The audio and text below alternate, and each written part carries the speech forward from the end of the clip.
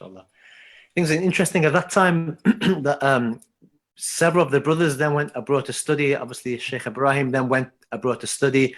Sheikh Abdul Rahim then he then changed his direction in study. And mashallah, Sheikh Abdul Karim, obviously, mashallah, Morris. Yeah.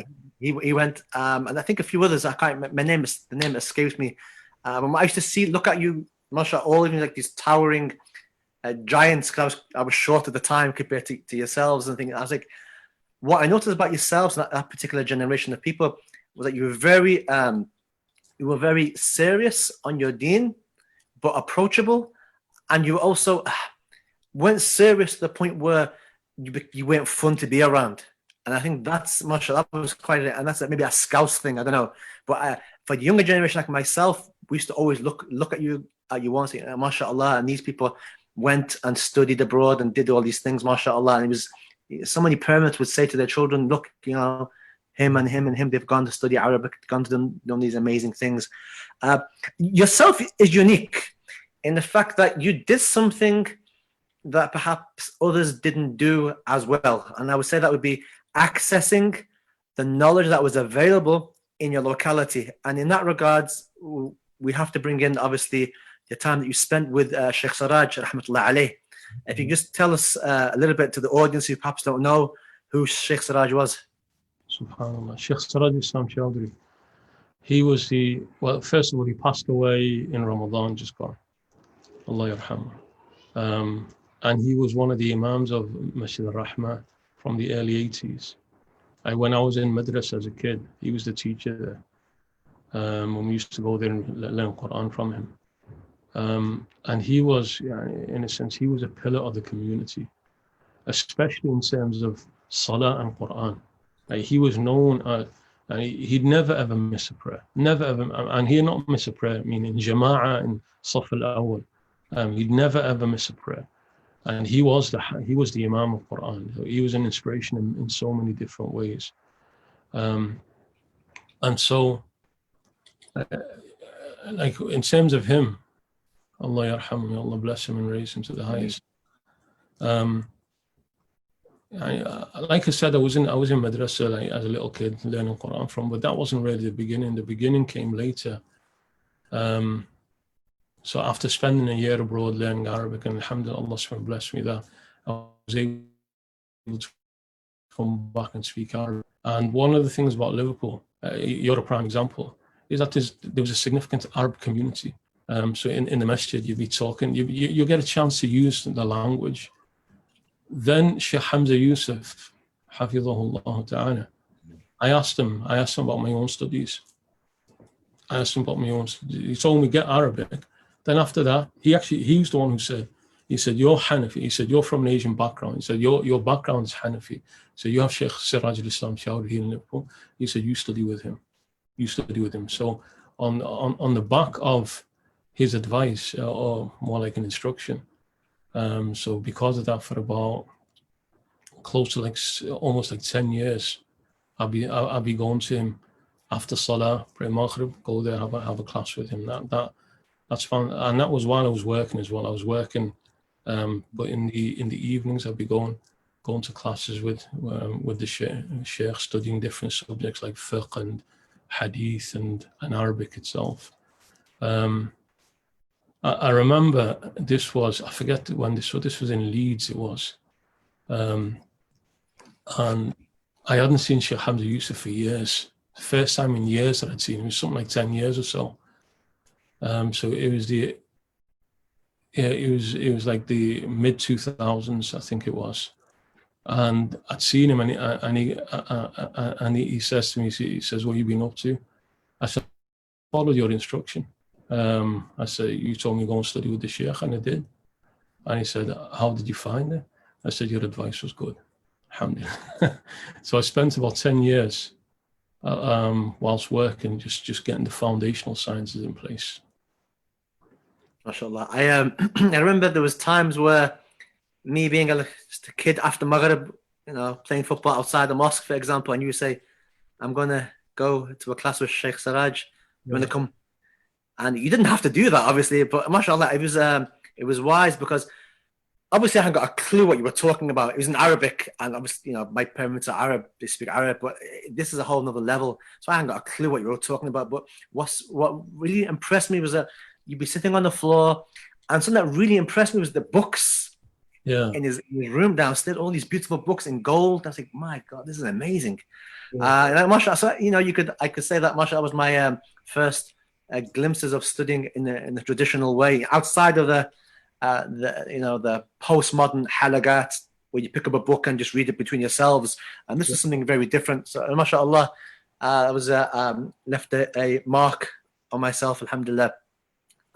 So, mashallah, and that's quite interesting that you actually benefited from the knowledge that was available in your locality. And do you remember you, mashallah, walking? I can, visually see you walking in the evening over to Sheikh Siraj's house, knocking on the door, waiting for the door to open, and going in. That was, mashallah, you can see the benefit of doing that.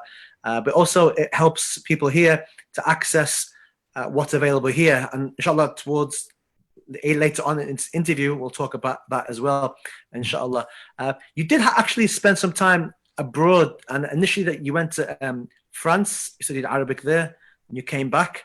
And then, subhanallah, after a period of time, mashallah, 10 years, mashallah, you finally, Allah wrote it for you, and no doubt down to the sincerity of your intention, the door opened for you to go abroad to study in Syria. So we'd like to hear about that, inshallah. And I know there's probably hours you could talk about that, but tell us what comes in the first thing that comes to your heart in that time, inshallah.